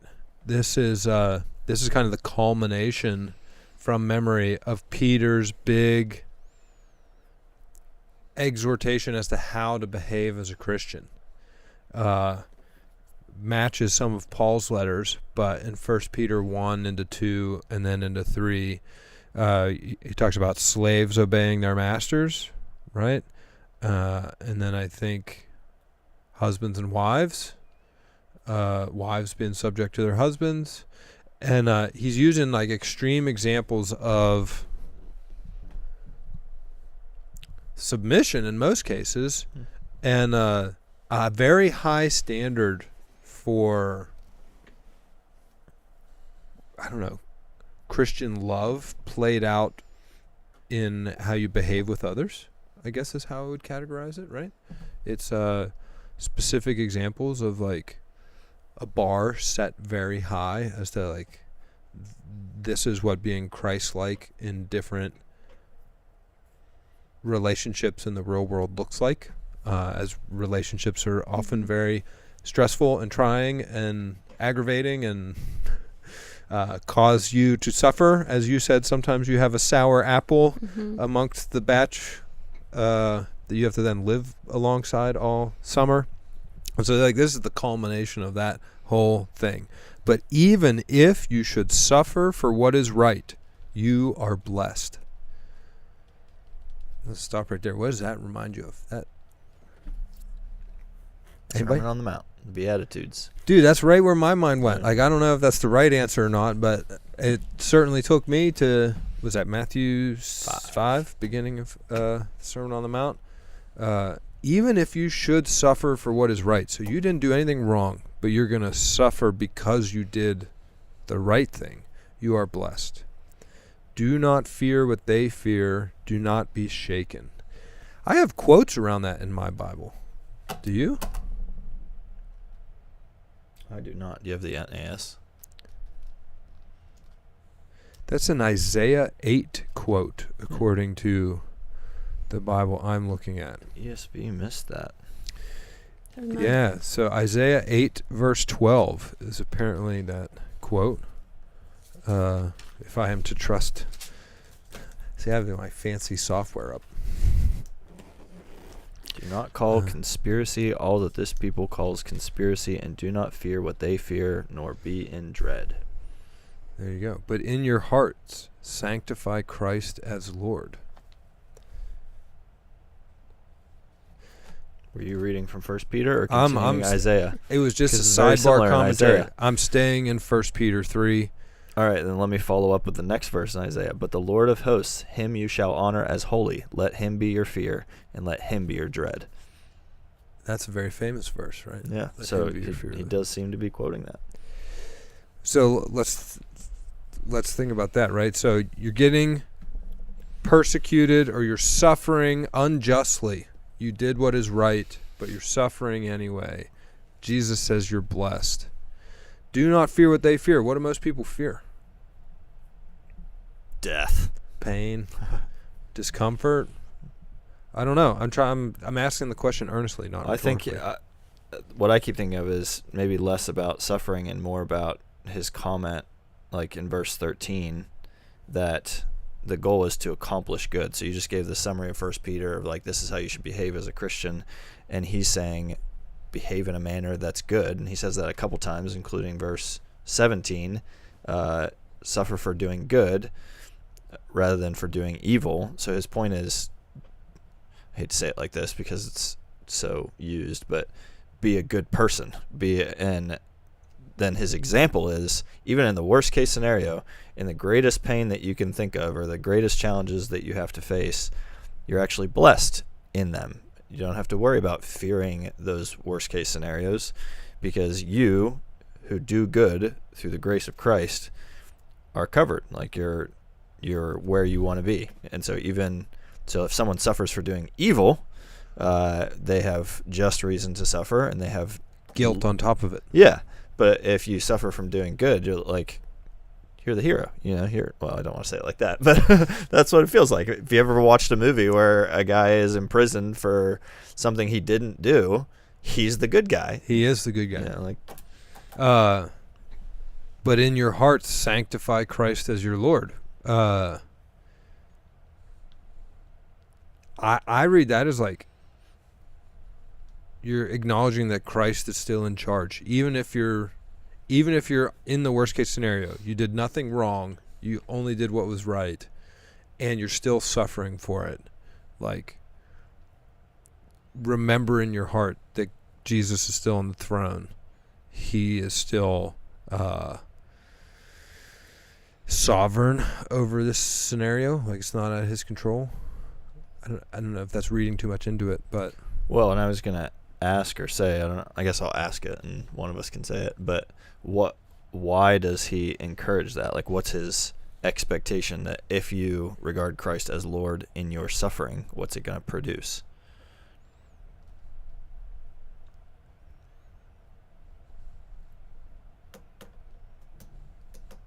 Seems to me the answer is hope in 15. So when you're honoring Christ as Lord, Christ the Lord as holy, or when you're keeping his name sanctified, the result is that you should always be prepared to make a defense to anyone who asks you for the reason for your hope. So he's implying the result is you have hope, and people recognize that. And so you have to be ready to explain, oh yeah, I'm not freaking out right now because I have hope that Christ is Lord. He suffered. I can suffer. I'm not scared of this. Yeah, and the fact of its unjustness or its injustice doesn't have to bother me because it's even referenced later in 18, it's through the injustice done to Christ that I'm saved. So who am I to be above injustice like Christ? And what is it that you deserve anyway? Right. I like this so far. It's a good verse, Katie. You're going to have to explain the hard part at the end for us, but yeah, do you want to leave that to the pastors? Thank you. Do you want to jump in before we keep yeah, so pushing always this car down the why road? do you like 15 so much? So 15 is where you started. So but in your hearts sanctify Christ as Lord, always be prepared to give a defense to everyone who asks for the reason for the hope that is in you. That is like the world's most famous apologetics verse. All apologists use this verse as the imperative to be an apologist. I'm an apologist because 1 Peter 3 tells me I have to be an apologist. Well, for me, I connected it to my time in parks, and I often come back to it when I'm in a park, especially just because, and it kind of goes back to, I don't know, one of you asked me earlier about like what is it like actually being able to spread the gospel, and often spreading the gospel in a park just looks like somebody asking you like, why are you doing a good job at your job, or why do you care for us, or why do you do what you do, and just to to be able to go off of that and give them a reason for my hope or my work ethic or my desire to care for them, and just being reminded of like there is a reason behind my my suffering or my good days in parks or just in life in general, and always just directing everything back to God as the source of hope in general in my life. I love the idea of Christian excellence. Like, I don't know why I appreciate so much, and this is an appeal to Christians, to be the best at whatever it is that you do for the glory of God. I mean, we were talking about the Northern Lights, and it's like, why would God choose to make that? I don't know, but it displays his excellency. Like, it displays the fact that he could have just made a plain or even poisonous world, and yet he chose to make good things, beautiful things. And when a Christian is recognized not by nature of being a Christ follower, but by extension being someone who works hard to the glory of God, I really appreciate that, because I think it is the proper outworking of someone who loves Jesus. All right, so how do you two balance the pressure that these sorts of verses, I mean, this whole section of Scripture, but there are other ones, like you said, implied in this is that you have to have hope in you. So how do you balance, like, bearing the weight of, like, an expectation of behavior for Christians? I mean, this whole section is about, it's exhorting you to behave in a certain way. So you said, you know, you go to this verse, your evangelism tactics in the parks is to be the happy-go-lucky, steadfast one that then people ask you why you care about them so much. But that also requires you to be the one who's got hope and endures suffering better. And so how do you two balance that in your life? Works, righteousness. Why'd you lump me in with this one? I'm just curious. I want to. I too have this. I am very much enamored with excellence, the pursuit of excellence. Although I don't do it very well personally, You're wrong. But I get the appeal, right, of wanting to do well and wanting to be a good Christian from a proper motive standpoint, not because I think it's going to save me. But how do you balance the weight in your life of this isn't what saves me, but I've been being a bad Christian recently? You know? Do you want to take this first, or you want me to? Go for it. Okay. I'm going to first dial in on the phrase that you used, happy-go-lucky. I was also going to talk about that, so go for it. I am not happy-go-lucky. I am happy. I like being happy. I like laughing. My name means laughter, and I think it was one of those weird things that my parents named me that, because it's true. I love being happy. I am also incredibly sad all of the time. You're just not go lucky? Well, no, I'm not. Like, I would say that I have to force myself to be happy most of the time as an emotion, like as a reaction to things. And so to answer this question like that, like, first of all, although the irony is I'm a pastor, so it is a people job. I was talking to Katie yesterday about how I couldn't be in her job because it's too much people. Edit that how you want to in your mind. It's just like well, you know, I can't do small talk as it is, so I can't I'm not good at initiating conversations. Anyhow, I say all that to say, my answer to the question, or part of my answer, is that I guess hope is not always, one, an emotional reaction to things, but two, despite my demeanor and the way my emotions tend toward, hope is always the thing that drives me and sometimes pushes me to go beyond where I'm at emotionally, because even at my worst, I, as an adult, have never lost a sense of hope that, like, I'm going to get rescued from this. And Mike has been a big proponent of that. In fact, you've been a big help for me in that, of knowing that, like, what I think he's trying to get across here is pick your worst option, pick your greatest fear, and apply the hope of Jesus to it. That even Jesus, a man of sorrows, acquainted with grief, one, had joy. He says, he tells his disciples in John that his joy is complete and that he completes their joy. So how you figure out a man of sorrows who's also completely full of joy is a different topic. But the reality that a man of sorrows, acquainted with grief, who knew that he would have to bear the weight of the sins of the world, who sits in the Garden of Gethsemane and cries out to his Father, if you will, take this cup from me. That is not externally happy, but it is not unhopeful. It is full of hope. In fact, Hebrews 12 says that he despised the shame of the cross, looking to the joy set before him, the joy of the salvation of his people.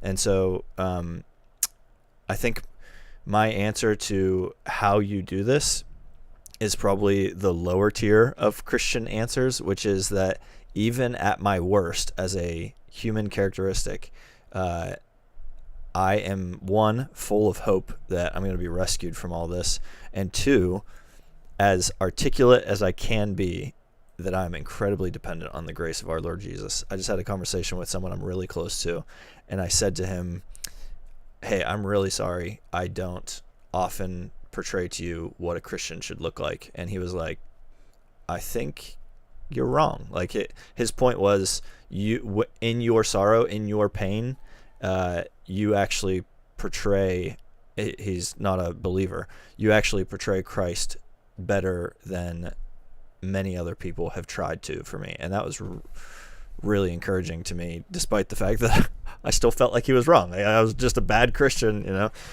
So I don't know if any of that was clear. But that's my answer. I would second that. I would say, I don't know that this is necessarily calling us to be happy-go-lucky all the time. I think being an excellent Christian involves a lot more authenticity than it does putting on a mask of happy-go-lucky. And I have learned in my ministry experiences that the more you're able to authentically and sincerely love and relate to other people, and sit with them in what they're going through, is much more effective in ministry than just always being full of visible outward joy. And I think sometimes to others, whether they be Christians or non-Christians, I think that can look fake, and it is fake sometimes. And sometimes, you know, we have to put on a mask to be joyful in some way.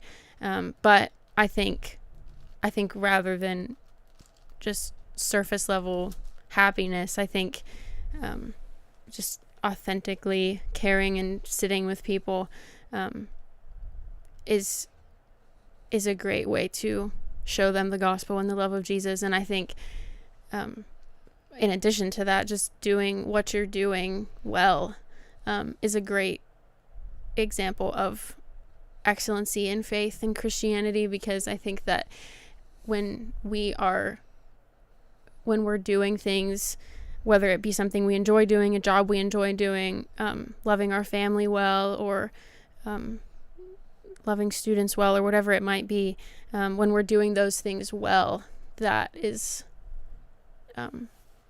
just a good example of excellency in faith. And I think I would agree with you, Isaac. I think the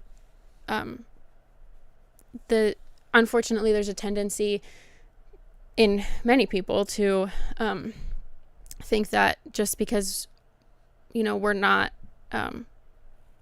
just the happiest people of all time, as some Christians would think Christians should be, that I think that is just as an important picture of Jesus as somebody who just authentically is joyful 24/7. I think they're both good pictures of excellency in Jesus.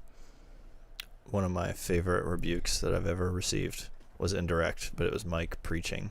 And I don't remember the exact quote, but I have it written down in several places. He said something like, he was condemning Christians who say, I have a deep abiding joy in reference to not appearing to be happy, like stick up the butt Christians. And he said something like, if you actually have joy in Christ, then your face should show it. And so sometimes it is like, I feel a bit hypocritical at times, like smiling or responding to small talk that I hate with a smile on my face when I don't feel it internally. But the brain also works like that, and God has made the brain to work like that, where if you try to convince yourself that you're happy by smiling, you will actually get happier. So like the opposite of my answer is sometimes you do pretend in order to make it reality. You fake it until you make it, quite literally. And I appreciate that side of things too. Even though this is Drop the Mic and we're trying to get him out of here, I'm just kidding. I love that Mike is the happiest person that I've ever met, but also I know a lot of his stories are dark and sad, and I look at him and I'm like, how are you so, well, not normal, but how are you how are you so happy? And I just appreciate his example in that. So yeah, and I know I used the phrase happy-go-lucky. I was thinking of other things. We really got you for that. I know, but I didn't want to You're stupid. I feel convicted often in my own life, I would say, from more fear. So this particular verse, do not fear what they fear, right? If I would say most of my psychological distress comes from fear of things that on paper a good, mature Christian ought not be that afraid of, right? Or it could be mourning, right? The Bible admonishes us in other places to we don't mourn like those who have no hope, right? Certainly the preceding verses to this give you examples of behavior of even when you're being genuinely, quote unquote, treated in an unjust fashion, that you should have this sort of positive Christian response. And we don't have those often in our own lives. That's what I was thinking about, is I don't know, if I have a panic attack about being afraid to die, where Jesus literally tells me not to be afraid of those who can kill the body, but of the one who can throw you in hell. Yeah, I think of those things. It's man, am I not a good enough Christian? But then you're not. That's the beauty. But then of the you gospel, always have loser. the retort. It's well, of course I'm not. That's why I need Jesus. And so is being a good Christian just pointing people to the fact that I'm not a good Christian? That's why I need Jesus. And sometimes it is. And it's a little bit of both. Yeah. I guess that's what I was getting at, is because we're all hypocrites, which is why, and that's to the glory of Christ. Amen. And his work. But the Bible also kind of sets high standards for how you should try to behave. So anyway, it does. In fact, one of Peter's themes is "Be holy as the Lord your God is holy." It's ouch. Yeah. So Peter doesn't really give you a lot of outs to be No, he does it's not. okay that you're a hypocrite and a sinner, because that's why Christ is here. He says do the opposite. Thank goodness he's a better Christian than me. That's Peter. Yeah, but he's not. He's the one that Jesus calls the devil, and he's overconfident to a fault a lot of times, which is why I like Peter. Cue laughter from Bill and Sean Baker. Always be prepared to give a defense. Okay, but in verse 15, second half of 15, but respond with gentleness and respect, keeping a clear conscience, so that those who slander you may be put to shame by your good behavior in Christ. So again, this is more exhortation to keep your cool, right? Respond with gentleness and respect. So this is, again, under the auspice that you are suffering injustice. You're being mistreated for doing nothing wrong. But you're not going to act offended, right? And get all mad or seek retribution. Because then when people talk poorly about you, they actually are talking poorly about you. They're not being honest. So it says, when those who slander you, so that assumes that they're actually slandering you. Do you get what I'm saying? if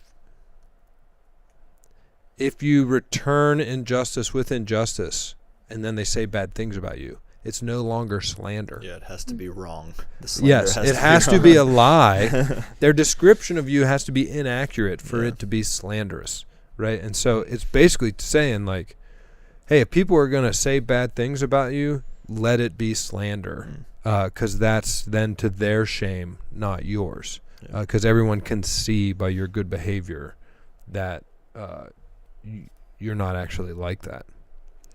So I don't know. This is I'm missing the index in my head. Count it all joy.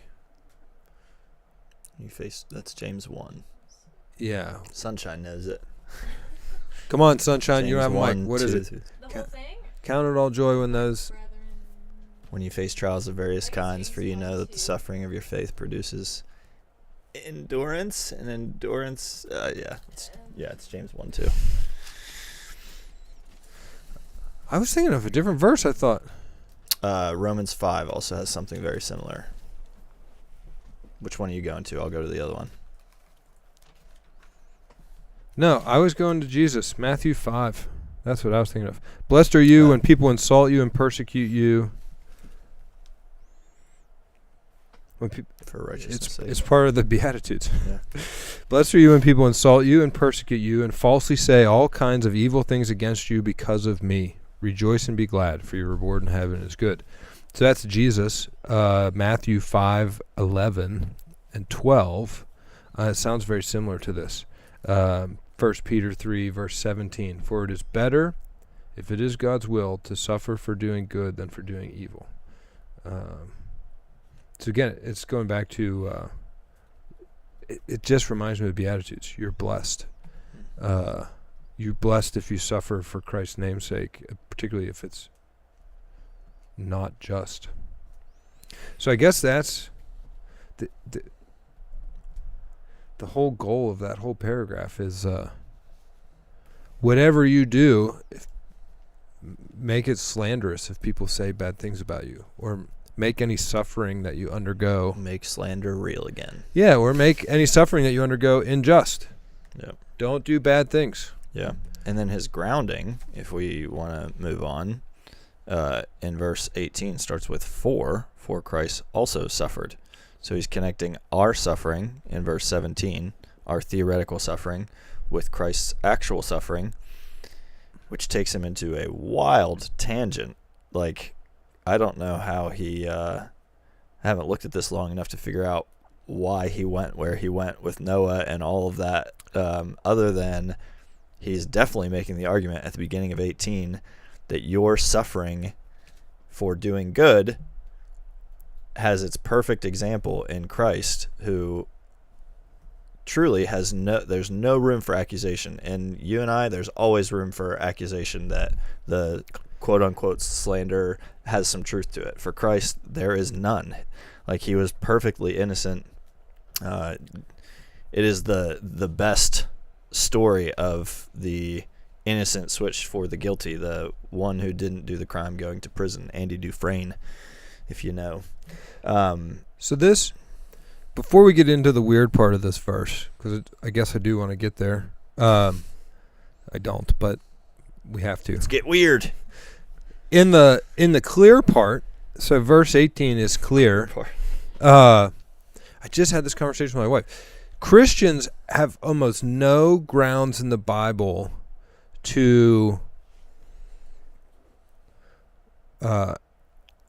be offended, or like to act offended, or to seek retribution for an injustice done against them, right? Like, there's just very little grounds to be like, you wronged me and I don't deserve to be treated this way, right? Like, this is a prime example of that. It's telling you to suffer injustice well, and to display hope in it in such a way that God is glorified, right? That like that those who are causing you suffering and then slandering you, they're put to shame because of like how how good your behavior is in Christ. And then it ties that directly to how can you act offended and like want retribution when Christ himself took on the greatest injustice willingly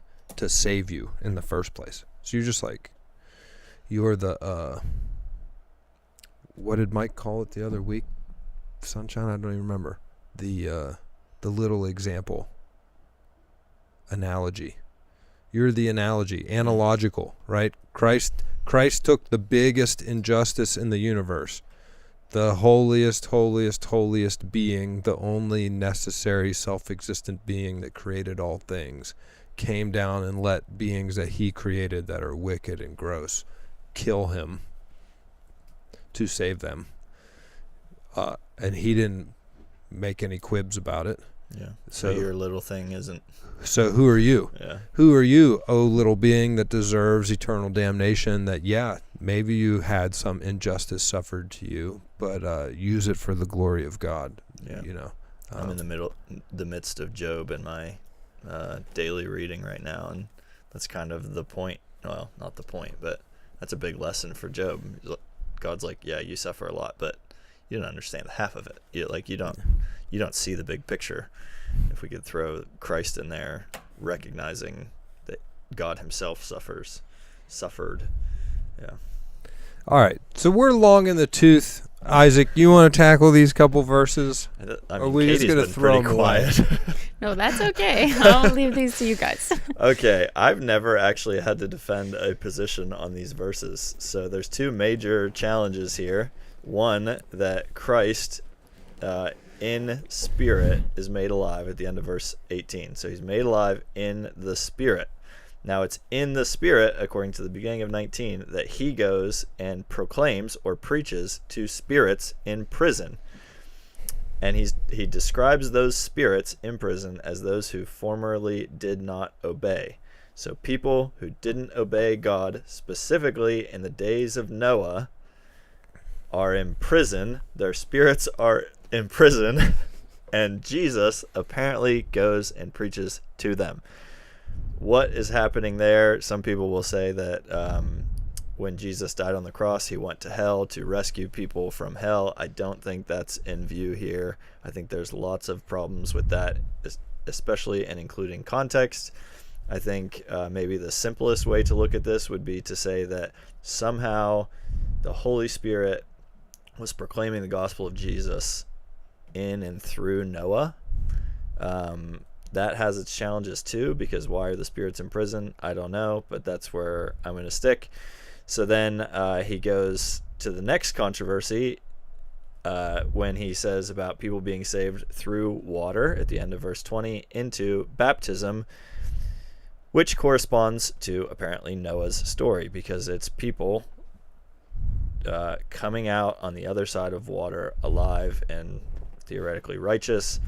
And it says baptism, which corresponds to this, now saves you. And there's a challenge in that. Does baptism save you? This is a big Presbyterian verse, maybe even a big Catholic verse. I don't know.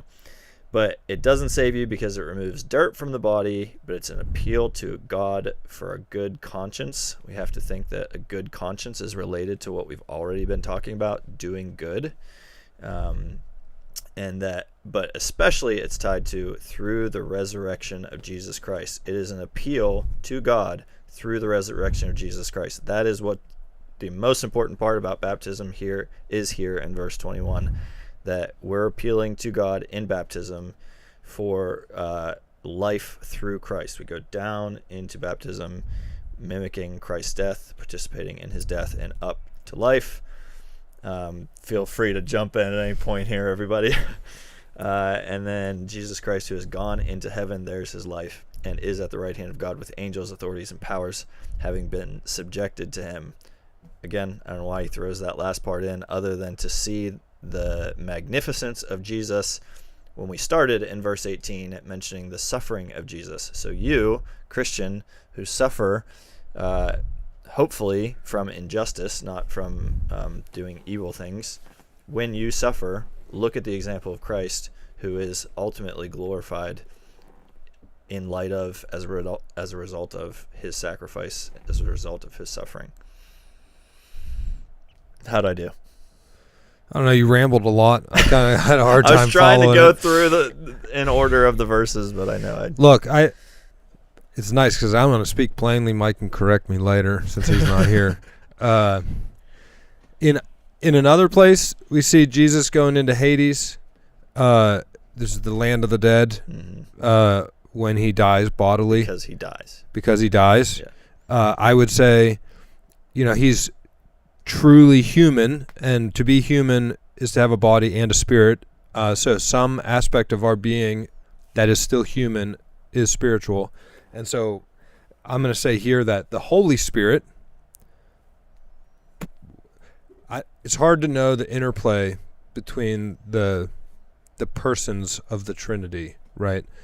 But Jesus is still truly human even after bodily death, because it's in his resurrection that we as humans have the hope of resurrection as humans, right? So even though he's going into Hades, he's still truly human, just like all the humans that died before him went into Hades, and they were truly human. So this seems to say to me that the person of the Trinity, known as the Holy Spirit, took Jesus to that place, right? Is in the Spirit, in whom he, Jesus, also went and preached to spirits in prison. You have to presume that they are not in the good place. Prison's not the good place, right? Whether or not he preached to them unto their salvation or to their condemnation, you don't really know. I would say it doesn't imply good things. It doesn't say one way or another. But Jesus could definitely go preach to souls in Tartarus to condemn them. Like, just gonna introduce Tartarus like that. Hell, not the hell, it. that bad place. The bad place. We've talked about it before. Greek for the bad place. And it was those who disobeyed God, right? But it wasn't their disobedience. What I see in the contrast with the few people who were saved, it wasn't their disobedience that sent them to prison. Because in contrast to the people that didn't go to prison, the only 8 souls were saved through water. They weren't saved because of the removal of dirt from their body. But the pledge of a clear conscience through the resurrection of Jesus Christ, right? They were relying on the resurrection of Jesus Christ, even though they didn't know it at the time. And you get that in other places of the Bible, that it was by faith, right? Noah and his family were saved by faith in God, not by obedience. And the disobedient people that were in prison, their disobedience demonstrated their unbelief, their lack of faith in God. So Jesus might have just shown up to, like, I don't know, say, you didn't listen to me and should have trusted me, and left them in prison. But I think it plainly says he goes and talks to people who are dead. Right? I mean, it just says it. He goes to souls that are in prison, in a bad place, and preaches to them while he's dead. So, yeah. Right? Not while he's dead, being made alive in the Spirit. Yeah, but he's dead in the body. Yeah. Okay. Yeah. So what we would say in plain language, while his body is in the tomb in the 3 days, so while he's dead, but is alive in the Spirit, just like all those souls that are in prison are dead in the body right now, but still alive in the Spirit. Yeah, and I think that the important part of the passage, not to be lost in the, it's quizzical that Jesus is going to talk to people in hell. The important part is the baptism part, which you said in verse 21, that baptism is not about cleaning your body, right? This water symbolizes the baptism that now saves you. Your dirt don't get removed when you get baptized. It gets removed, and And this water symbolizes the baptism that now saves you, not the removal of dirt from the body, but the pledge of a clear conscience toward God through the resurrection of Jesus Christ. So if you cut out the middle phrase, and this water symbolizes the baptism that now saves you through the resurrection of Jesus Christ. The parenthetical in the middle is that the baptism is not about water removing dirt. It's about you making a pledge toward God that you believe that Jesus' death and resurrection is what you're relying on. Which is why you hear elsewhere in the scripture that the great mystery about baptism is that you are baptized into Christ's death on the cross and raised into his resurrection, right? That pledge is what matters, not the water per se. That would be my take on this. I rambled too. Now we've both rambled. You want to Do clean you it want to up ramble now, at Katie? all? Nope, I don't want to ramble about it at all. And now we're in Christ's session, verse 22, which has been a common Amen. theme as of late in Luke, Yeah. where Jesus has gone into heaven and is at the right hand of God with angels and authorities and powers subject to him. He's in his throne seat in the session. So if you want to know more, write and ask the pastors, asking Mike why Jesus went to hell to talk to the Nephilim. And we'll be fine. He'll tie it with a nice pretty bow, and It doesn't say why. It just says that he does. I just wanted You to can bring up the Nephilim. Yeah.